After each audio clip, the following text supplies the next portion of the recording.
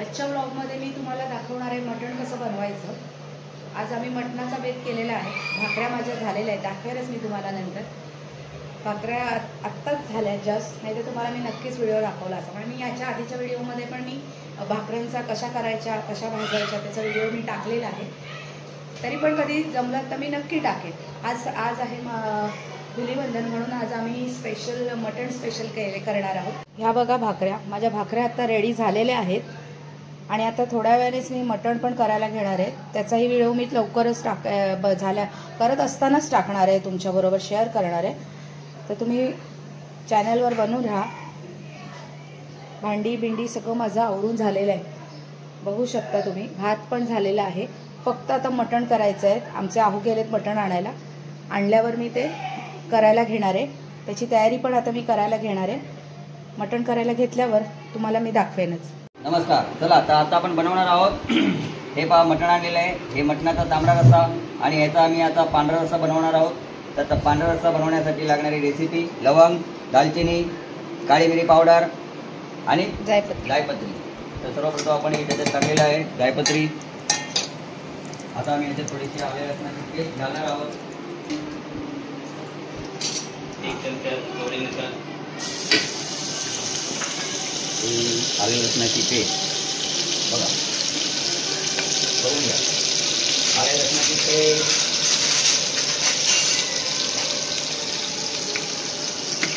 बघा। आता आपण याच्यात डायरेक्ट मटण टाकणार आहोत। बघा, हे हड्डीवाला मटण आहे, म्हणजे याचा मेन रस निघतो, याचाच पांढरा रस्सा बनतो। म्हणून हड्डीवाल्या रसात आपण घेतलेलं आहे मटण। बघा कसं मटण मस्त त्याच्यामध्ये मी तेलामध्ये कसं आता सुगंध सुटलेला आहे। वा वा वा वा वा, छान छान। आता आपण चवीनुसार थोडंसं याच्यात मीठ घालणार आहोत। अशी हळद काय टाकायची नाही आहे बा। आता याच्यावर आपण थोडंसं पांढऱ्या रस्स्यासाठी पाणी ठेवणार आहोत।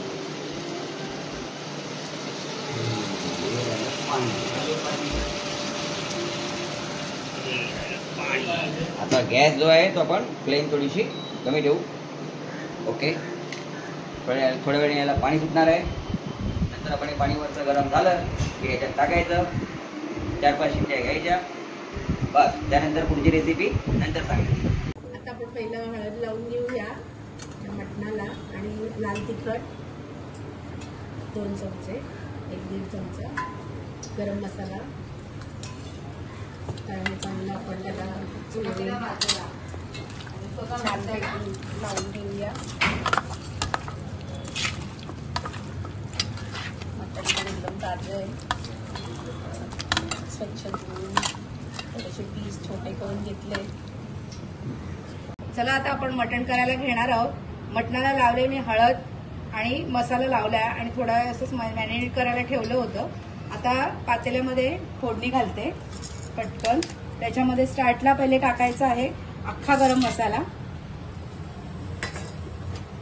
तो थोडासा असा तडतडू द्यायचा, आणि त्याच्यानंतर टाकणार आहे कांदा,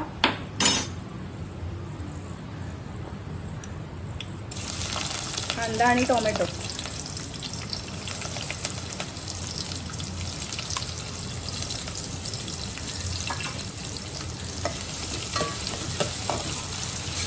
कांदा टोमॅटो चांगला लाल होईपर्यंत परतून घ्यायचा मस्तपैकी छान। कांदा लवकर शिजावा म्हणून त्याच्यामध्ये घालायचं मीठ, थोडंसंच घालायचं ना, कारण की नंतर आपल्याला पुन्हा मटणामध्ये मीठ घालायचंच आहे, म्हणून थोडंसंच घातलंय पहिल्यांदा मीठ।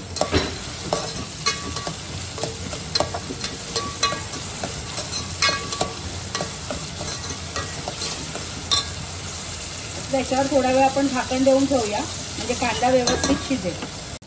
कांदा आता व्यवस्थित फ्राय झालेला आहे। आता आपण त्याच्यामध्ये घालूया आलं लसूण थोडंसं, आणि पुन्हा जरासं परतून घेऊया। परतल्यावर तेल सुटायला लागलंय छानपैकी, आणि आता त्याच्यामध्ये आपण घालूया लाल तिखट, आमचा आगरी कोळी मसाला, लाल मसाला। अगदी छान लाल लाल आहे बघा।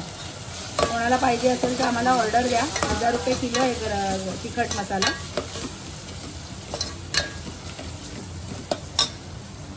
आता त्याच्यामध्ये घालणार आहे मी हे कांदा वाटलाय, टोमॅटो वाटलाय, कोथिंबीर आहे, हे सगळं वाटलेलं आहे ते मी त्याच्यामध्ये घालणार आहे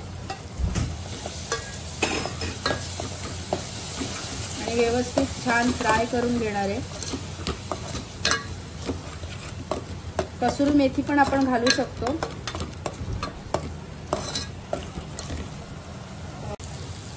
कांदा व्यवस्थित फ्राय झालेला आहे, बघू शकता तुम्ही.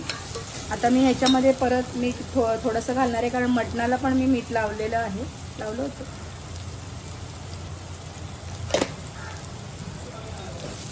आणि आता ह्याच्यामध्ये घालणार आहे मटण. बघू शकता तुम्ही मटण घातलेलं आहे मी सगळं. आता ते छानपैकी असं मिक्स करून घ्यायचं व्यवस्थित. किती छान कलर आलेला आहे बघा. नवीन मसाला आहे आमचा, आगरी कोळी मसाला. व्यवस्थित असं हलवून घेतलंय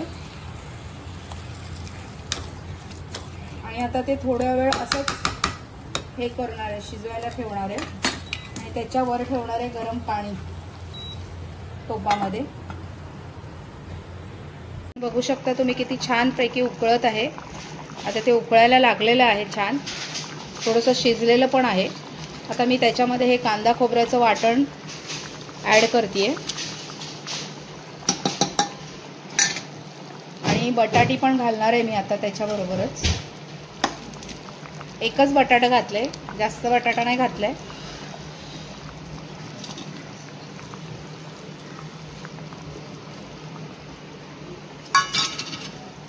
थोडंसं हलवून घेऊया.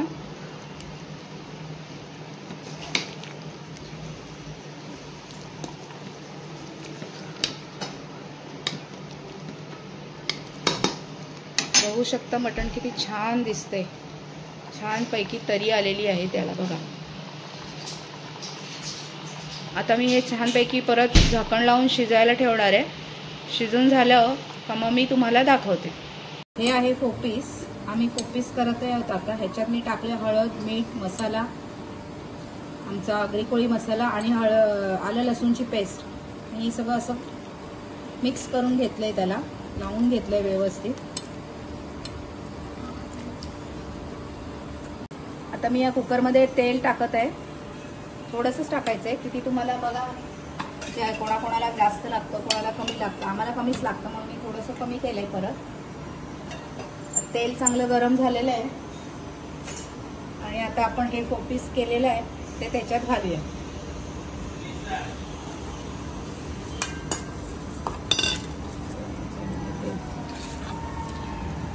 आणि असं चांगलं व्यवस्थित असं परतून घेऊया छानपैकी मस्त. कोणाकोणाला पोपीस आवडतं सांगा कमेंट करून. हे मी काढलं याच्यावरचं झाकण, पाणी पण गरम झालेलं आहे. बघू शकता मस्त अशी उकळी आलेली आहे याला, छान पैकी असं वाफ निघते त्याच्यातून. आणि आता हे गरम झालेलं पाणी आहे ते मी त्याच्यात थोडंसं घालणार. जास्त रस्सा नाही करायचा आहे पोपीसमध्ये, म्हणून थोडासाच रस्सा ठेवायचा, म्हणून जास्त पाणी घालायचं नाही आहे. लागेल तेवढंच पाणी घालायचं व्यवस्थित. आणि पुन्हा परतून घेतलंय, मीठ वगैरे सगळं घातलेलं आहे त्याच्यामध्ये.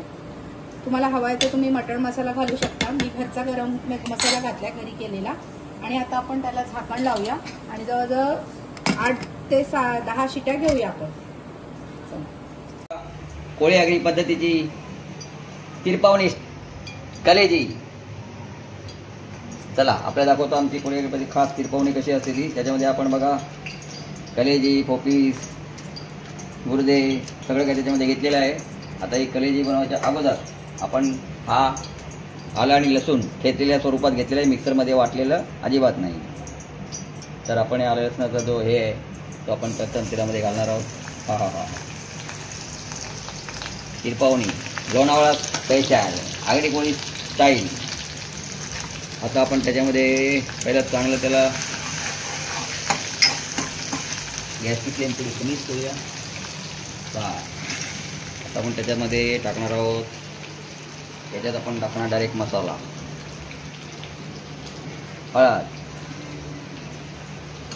गरम मसाला. बस चांगलं कालवून घ्यायचं आहे. छान तिरकोणी तयार होते.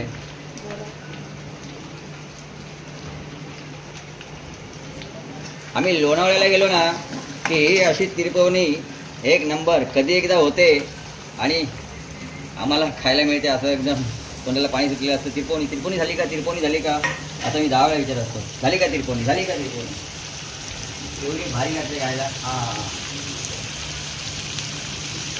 तीच आपल्या तिरपवणी बनवायची आहे. कलेजी असल्यामुळे काही शिजायला वेळ लागत नाही. मोजून 5 मिनिटात तयार होणारा असा आयटम आहे हा. आता किती चांगला फुगणी सुटलेला आहे बघा. सुंदर.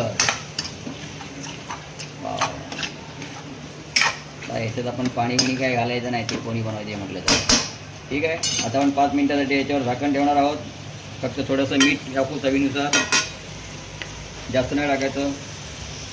बस ही थोडी अळणीच असायला पाहिजे. मोस्टली आम्ही मीठ टाकतच नाही. आणि त्याच्यात थोडीशी आपण कोथिंबीर टाकून घेऊ. बघा समजा आता आपण त्याच्यात ठेवणार झाकण. मोजून 5 ते 7 मिनिटात आपली तिरपवणी तयार होईल. त्याला 10 मिनिटं जास्तीत जास्त. ओके, कारण कलेजी शिजायला अजिबात वेळ लागत नाही. आता आपण झाकण ठेवतोय. 10 मिनिटांचा आपण तुम्हाला दाखवू कशी. चला तर आता आपण एकीकडे काय ठेवलेलं आपली तिरपवणी बघा. थोडीशी हलवून ठेवूया आपण. एकदम अग्नी कसा पाहिजे, एकदम मंदाचा, म्हणजे मंद अग्नी, छोटीशी फ्लेम. आणि त्याच्यात आपण पुन्हा एकदा आपण ठेवायचं आहे.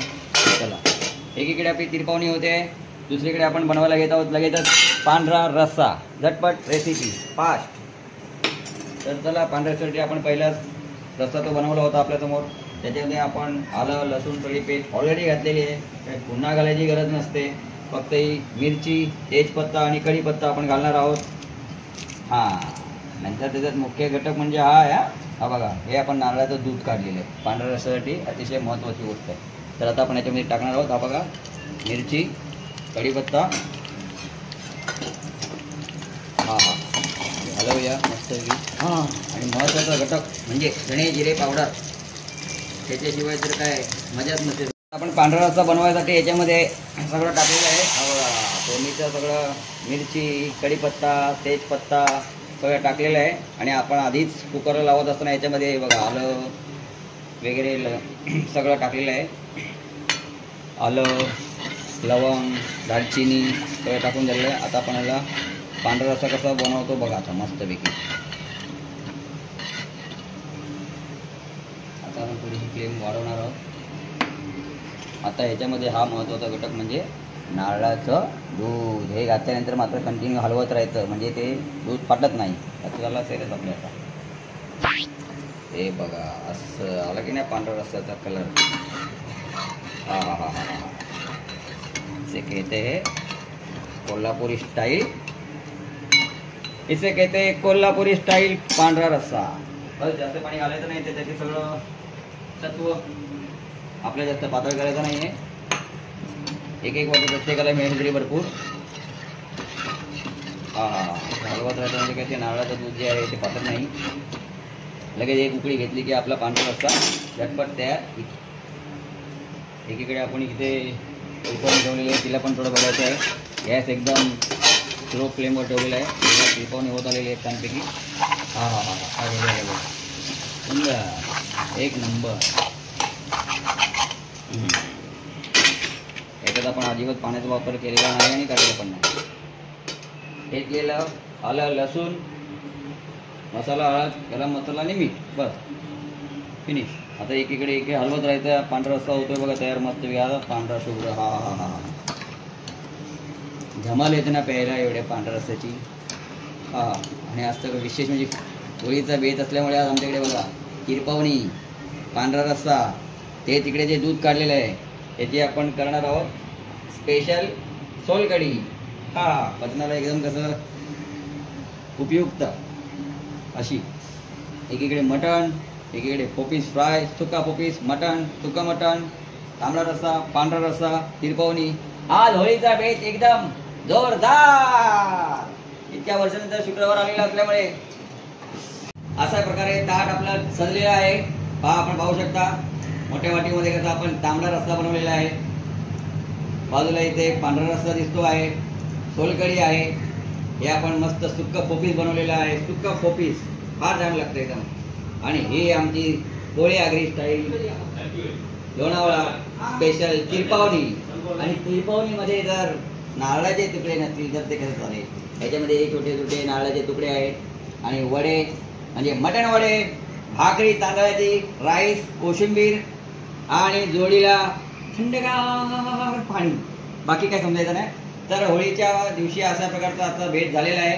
आणि आज आम्ही सहकुटुंब, सहपरिवार, आमचे मित्रपरिवार असे सगळे मिळून एकत्र आनंद लुटणार आहोत. आपणही आमच्या आनंदात सामील व्हा. आपणही आपल्या घरामध्ये असाच आनंद साजरे करत असाल. सर्वांना होळीच्या मनपूर्वक खूप खूप शुभेच्छा. आणि आमचा वरुण सुद्धा होळी खेळून आलेला आहे. बघू शकता तुम्ही कसा छानपैकी कलरफुल झालेला आहे, अगदी मस्त पैकी. आमच्या जयदादाचीच कमी आहे, आम्हाला त्याची फार आठवण येते आज.